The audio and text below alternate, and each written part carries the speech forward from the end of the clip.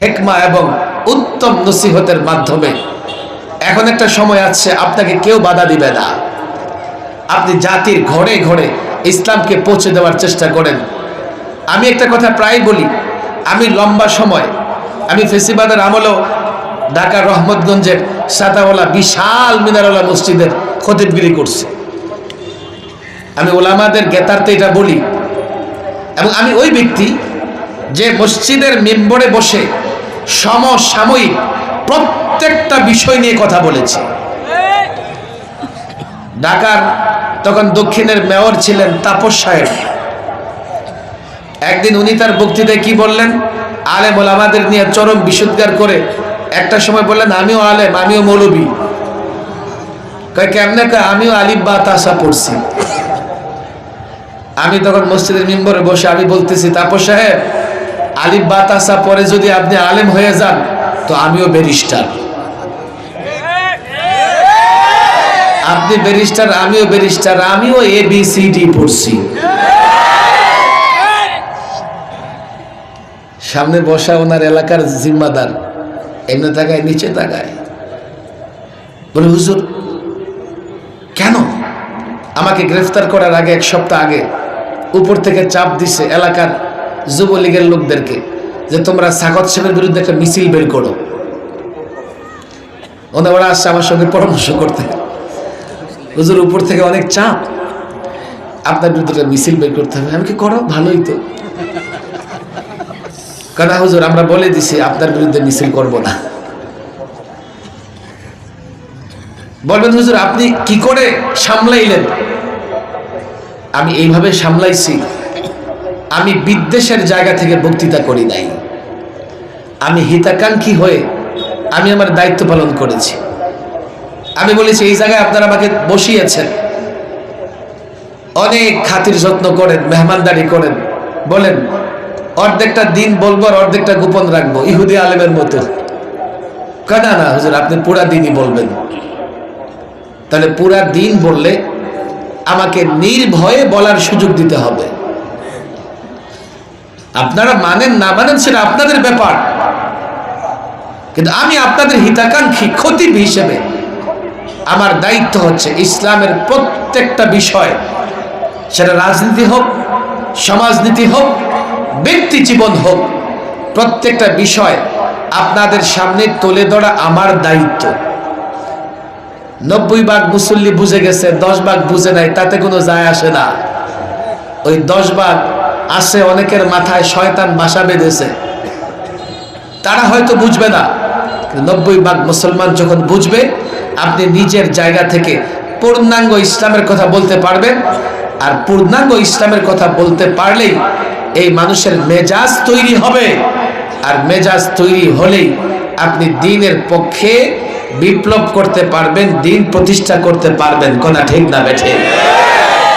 আমি করজোর নিবেদন করতেছি 2500 আলেমদের। দেখেন অনেক পরীক্ষা আমরা দিছি, আপনাদের দিতে হয় নাই।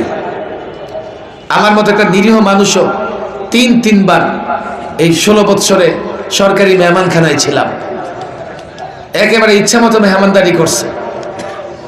শেষবার তো 2.5 মাস বিশেষ মেহমানদারি, রিমান্ড, তাও আবার বিশেষ পদ্ধতিতে, এক এক থানা থেকে থানা থেকে থানা, থানা থেকে থানা। সব পরীক্ষা আপনাদের দিতে হয় নাই, পরীক্ষা দেওয়ার দরকারও নাই। আল্লাহ যারে দিয়ে পরীক্ষা নেয়। কিন্তু এই মিশন, ইসলামের এই মিশন সফল করতে হলে প্রত্যেকটা আলেম ছাত্রের দায়ী হওয়া লাগবে, প্রত্যেকটা ইমাম সাহেবের দায়ী হওয়া লাগবে। দায়ী এই অর্থে নয় গতানুগতিক মসজিদে বক্তৃতা করে গেলাম, 50 বছর মসজিদে জুমা পড়াইতেছে, 10টা লোকও তৈরি হয় নাই। চোখ বন্ধ করে 1 মিনিট চিন্তা করেন, আপনার পেছনে যে নামাজ পড়ে, এই বের হয়ে যাওয়ার পরে আপনার বিরুদ্ধে সে স্লোগান দেয়, এর মানে আপনি তাকে বুঝাইতে পারেন নাই আপনি তার হিতাকাঙ্ক্ষী।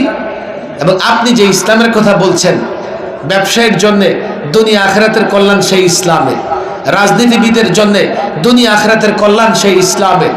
ইসলামের প্রত্যেকটা বিধান যেটা হারাম তার জন্য দুনিয়াতেও ক্ষতিকর, আখিরাতেও ক্ষতিকর।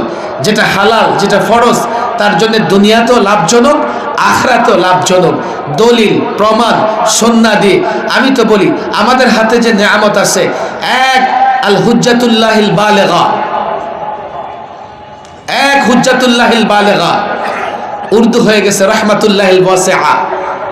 এক হুজ্জাতুল্লাহিল বালিগা যদি সামনে থাকে, এই যুগের হাজারো নাস্তিকের মোকাবেলা করতে 2 মিনিট লাগবে না। হাকিমুল উম্মার আশরাফুল জবাব, এমন কিছু কিতাব আমাদের আছে। আমরা মাকাসিদে শরঈয়া, দ্বীনের প্রত্যেকটা বিধানের মাকসাদ কি এবং দুনিয়া আখিরাতের কল্যাণ সেখানে কোন জায়গায় আসে, আমি তো মনে করি যদি জাতির সামনে পেশ করা যায়, এই জাতি আমাদের হতাশ করবে না, জাতি আমাদের নৈরাশ করবে না। আর যদি জাতির সামনে পেশ করতে না পারি, আমি শুধু হারাম হারাম হারাম বলি, এই যুবক বলবে মৌলভী সাহেবই হারাম, এত হারাম হারাম করে, এত হারাম মেনে চলা যাবে? চাচাতো বোন হারাম, দেখা করা হারাম, খালাতো বোন দেখা করা হারাম, অমুকে দেখা করা হারাম, সহশিক্ষা হারাম, একটু একটু এনজয় করব, ফেন্সিডিল খাবো, ইয়াবা খাবো, গাঞ্জা খাবো, এটাও হারাম, একটু উন্মাদনা দেখাবো, একটু নাচবো, একটু গাইবো, কনসার্ট করব, এটাও হারাম। আমাদের জীবনে কি এন্টারটেনমেন্ট নাই, বিনোদন নাই? আসলে মৌলভী ঝামেলা।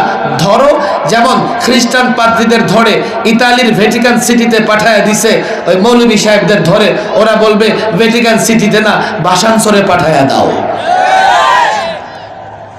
আপনি তার হিতাকাঙ্ক্ষী আর সে আপনার মাথায় মারবে। এই জন্যেই যে আপনি তাকে বুঝাতে পারেন নাই আপনি তার কতটা হিতাকাঙ্ক্ষী, আপনি তাকে বুঝাতে পারেন নাই আপনি তার কতটা কল্যাণকামী। এই জন্য আমি এই লাজনাতুল উলামা 2500-এর হাজারো ছাত্রদের ওস্তাদদের বলবো, আপনারা দায়ী হন।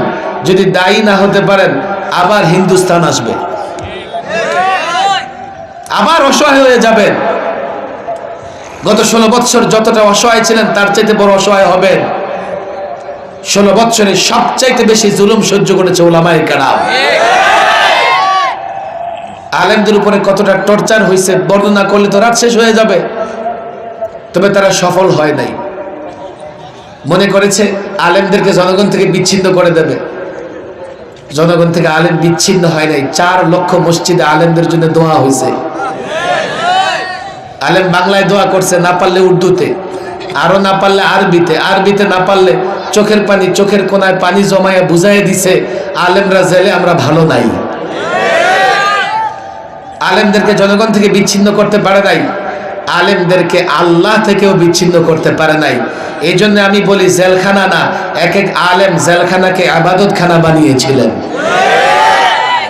শেষ রাতে এক এক কামরা থেকে, হাই সিকিউরিটি জেলে 72 জন ছিলাম আমরা, এক এক কামরা থেকে শেষ রাতে কান্নার আওয়াজ আসতো। কেউ দাঁড়ায় কেরাত পড়তেছে আর কান্না করতেছে, কেউ রুকুতে পড়ে কান্না করতেছে, কেউ সেজদায় পড়ে ঘন্টার পর ঘন্টা কান্না করতেছে।